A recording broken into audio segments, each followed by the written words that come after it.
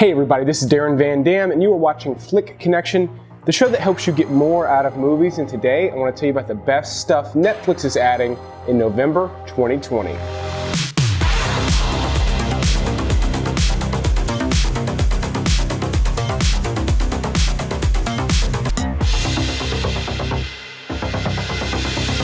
So I know this video is about things coming out in November, and you're probably wondering why I still have cobwebs behind me. It's because it's not yet Halloween in this house, and I don't want to disappoint my kids, but it not quite being Halloween also means that they're about to add a ton of Christmas stuff on Netflix. Most of it looks like hot garbage, so we can get through this together. In this video, I've got a bunch of non-Christmas stuff and a few Christmas specials that look interesting, but in total, we're talking about 17 movies, 6 Christmas specials, and 6 new series getting added in the month of November. If you're new to the channel, welcome.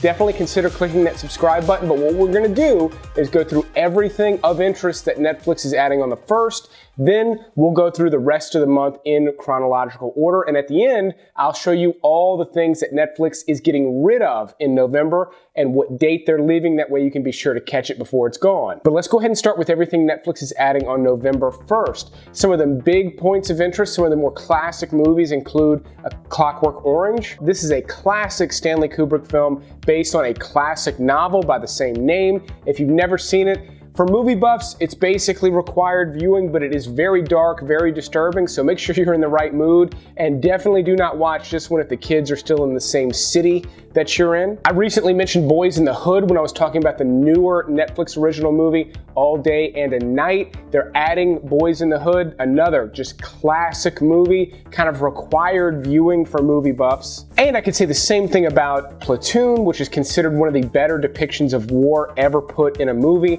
At least it's in the top 5.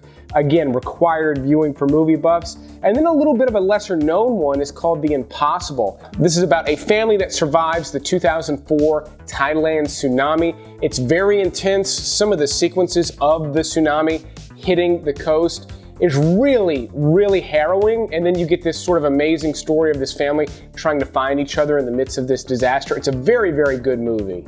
And then Ocean's 11 gets added. They have some of the other movies currently on Netflix. Now they're adding Ocean's 11. Just a good classic watch. I don't need to go into detail. Some either lesser known movies or ones that just aren't quite as good but are still worth mentioning include Easy A. This is basically a modern day telling of The Scarlet Letter. It stars Emma Stone. It is a comedy. It's kind of a teen sex comedy. It is rated PG-13, but it's pretty heavy on the sexual content for a PG-13 movie, so keep that in mind if you're gonna watch this one with your teenagers.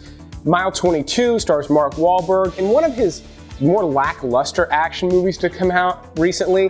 There's a lot of good elements to this movie, but I find it to be a little bit messy and just not that rewatchable, but if you have not seen it, it would be worth watching at least once. Paul Blart Mall Cop gets added if you never got enough of that movie. Odds are anybody interested in that probably has 1 or 2 copies on DVD at home right now.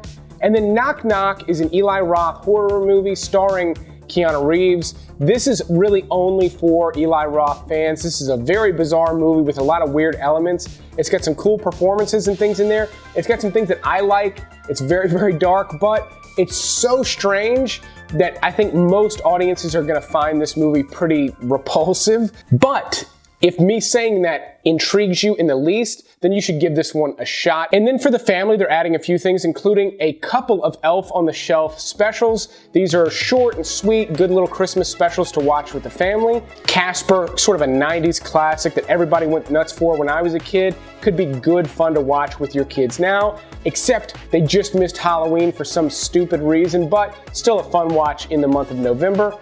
The Indian in the Cupboard is an odd one. I've watched it with my son recently. It's kind of hard to get through, but if you loved this one when you were a kid in the 90s, it's a good opportunity to watch it. And then one from the 80s that I love that I think is still a decent watch with young kids is Little Monsters. Fred Savage finds a monster under his bed, played by Howie Mandel, and they go into sort of the monster universe. 80s cheese all over this one, but kind of in a good, fun-natured way. And then there's several series getting added. Oh, Dawson's Creek, the entire series gets added. Not my cup of tea, but I'm sure there are a few of you watching who are just like completely excited that this is getting added, so be sure to check it out. That drops on November 1st, which is a good chance to mention that some of these dates are subject to change just because that's what Netflix says they're going to come out. There's typically 1 or 2 titles that do come out later in the month than expected. The Leah Remini Scientology series, season 1 through 3 gets added. If you'd heard about that on whatever podcast you listen to and never got a chance to see it, they're adding all of it on the 1st. And then I will say season 15 of Supernatural gets added, but it is to be determined. It could be late in the month. I might as well go ahead and mention it now. I know Supernatural fans, there's one that lives in this house, are going to go nuts when that releases, but as of the time of me filming, they do not have a date set. Now, what if you live in a different country and you don't have access to all of these, or you live in this country and some of your favorite stuff is leaving and you no longer have access to it? You can unlock a lot more content on Netflix with your current subscription using CyberGhost VPN. So you have probably heard about VPNs lately, and they're a great way to keep your web browsing safe, secure, private. They also have a 45-day money-back guarantee, fantastic 24/7 customer support. You can use it on up to 7 devices simultaneously, and it's all the different types of devices you use. But what you can do with CyberGhost is select their Netflix servers in different countries, and then you suddenly have access to Netflix in Germany, in Canada, the UK, Australia, unlocking completely new libraries of content. And not just content created in those countries, stuff created right here in the US, including big budget blockbuster movies that are maybe too expensive to get the license here in the US. They get it overseas. You can unlock it using CyberGhost. It's a great pairing with this channel because I'm here to help you get more out of movies, and CyberGhost is a great tool to let you get more movies out of your existing Netflix subscription. So use the link in the description below and you can pay as little as $2.75 a month. That's less than the cost of one movie rental to unlock a bunch of new libraries all over the world. It's a fantastic deal. I highly recommend it. But let's go ahead and move on with the rest of November. Drop it! Now this is something I have never seen in all my time in the green. A little girl.